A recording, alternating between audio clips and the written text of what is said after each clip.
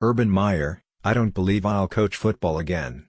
As gets set to coach his last game at Ohio State, many still wonder if it'll be his last game coaching, period.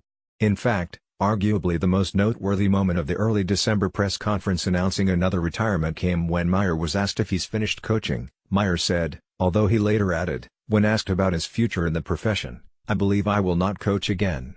Even that last assertion, though, came with a qualifier that certainly left the door open in the minds of many observers. Fairly certain. Ahead of his first ever appearance in the Rose Bowl in what's presumably his last game ever as a head coach, Meyer was again asked about his future and reiterated that he doesn't believe he'll be on the sidelines beyond the New Year's Day game. I believe this is it, the 54-year-old Meyer said, by way of, when asked about his coaching future on ESPN's College Game Day show Saturday. Once again, that's between myself and my family, but I don't believe I'll coach football again. I feel like I am leaving on my own terms. I've been a Buckeye since I've been this big. I love this area. My dream was to hand it off to someone who I think is not only great but I think he'll make us stronger. When he, twice, while at Florida, were cited as part of the reasoning behind Meyer's departure. Fast forward nearly a decade, and health issues were again cited when the Ohio State head coach. For years, Meyer has dealt with that puts and sometimes during the Indiana game earlier this season. At his retirement press conference earlier this month, Meyer pointed to the headaches as the primary impetus for his decision. Saturday, Meyer again touched on the health aspect of his departure and how the uncertainty of the risks attached to continuing his career impacted his decision. I've dealt with some significant issues this year, really since 2014, Meyer said. When the word risk comes out of the doctor's mouth, that checks your whole heart a little bit. And I asked the question, what exactly is a risk? And, the doctor said, we're not sure, coach. Over the weekend, Ohio State athletic director confirmed that Meyer next month. The specific details of Meyer's duties in his new role haven't been laid out, at least publicly. Of course, there's also the much-discussed Meyer will be teaching as part of his post-retirement career. Fresno State's defense, which led the Mountain West Conference in points per game, took a 1-2 personnel punch to the gut late last week. On their respective Twitter accounts, both linebacker and defensive back announced that they have decided to forego their remaining collegiate eligibility and enter themselves into the 2019 NFL Draft. Allison was a two-time first-team all-mwc performer. This past season, Allison was named the conference's Defensive Player of the Year. Bell was named second-team all-conference as a junior in 2018. Georgia may be down a couple of defensive starters for the Sugar Bowl against Texas on New Year's Day. According to head coach Kirby Smart, defensive tackle and linebacker could be game-time decisions for the Bulldogs. Kirby Smart said DeAndre Walker's groin is still bothering him and will be a game-time decision, said Jordan Davis, back, has also been slowed and has trouble getting back. Anthony Dasher, at Anthony Dasher 1, Walker injured his groin in the SEC championship game against Alabama at the end of the season.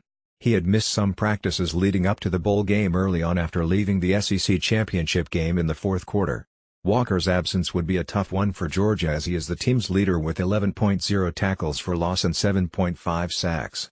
The senior may still get a chance to play, but it would not be a shock at this point to see him sit out the game whether or not it is his decision with a bright NFL future on the horizon. Davis, a freshman, has 1.5 sacks this season and 25 tackles. Both players have reportedly been active in practices closer to the Sugar Bowl, but how much they play against a live opponent remains to be seen. Georgia is already playing without, who is to focus on the NFL. It's been a rough few weeks for Temple football as they have suffered the misfortune of losing not just one, but two head coaches to power conference programs. But at least the Owls are going to be paid well for their misfortune.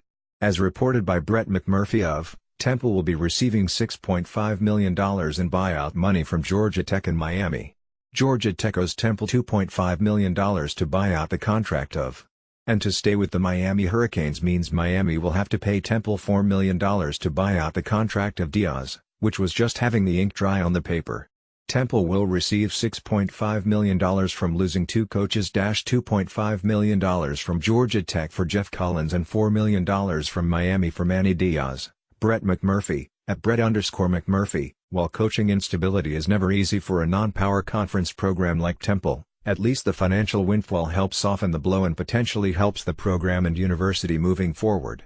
Surely Temple would prefer not to have to accept the buyout money from either university, let alone two universities, But Temple will now move forward searching for a new head coach once again and know they have $6.5 million in additional revenue coming their way to put toward the football program in some way.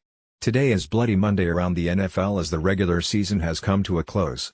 Head coaching vacancies have been made with and more. And with the NFL coaching carousel now in full swing, do not be surprised to hear some conversation pick up about potential candidates coming from the world of college football. Michigan head coach has been one of the trendy names to follow in the NFL rumor mill, although the head coach of the Wolverines appears to be about the possibility of pursuing a job in the NFL. Harbaugh has stated, and the Jets have suggesting the franchise was looking to make a push for Harbaugh. For years, Notre Dame head coach has been seen as a likely candidate to make the jump to the NFL at some point in time. Coming off an undefeated regular season only to be shown the exit from the college football playoff in dominant fashion against Clemson will certainly have some suggesting Kelly may have tapped out at Notre Dame and could be willing to look for a new challenge. Confirming his allegiance to Notre Dame is nothing new for Kelly, as during his time in South Bend. We'll see if anyone kicks up some dust on his name for a potential job opening. Oklahoma head coach has had his name thrown around by some NFL folks, and with the success in his rookie year with the Cleveland Browns, it's not difficult to understand why. Former Texas Tech head coach and current USC offensive coordinator has also had his name tossed around at times, more likely as a coordinator however. There are also reports that Northwestern head coach, former Washington and USC head coach and Alabama offensive coordinator Steve Sarkisian could be out of a job as Atlanta Falcons offensive coordinator, so it would not be out of the question Sarkisian makes his way back to college football in some capacity either. This thing works both ways, right? Then there are the college coaches who have some previous NFL head coaching experience. Good luck prying back to the NFL when he is the god of Alabama football at the height of his career, but might an NFL franchise be willing to give a guy like another shot after proving some doubters wrong in his first season at Arizona State? Given how coaching hires are made, recycling a veteran coach like Edwards would hardly be a surprising move by some NFL franchise. This time of the year, nothing should be considered completely off the table, so brace yourselves, college football fans. This coaching carousel isn't quite done just yet, and it was already potentially in motion with some recent vacancies already opened up at hand.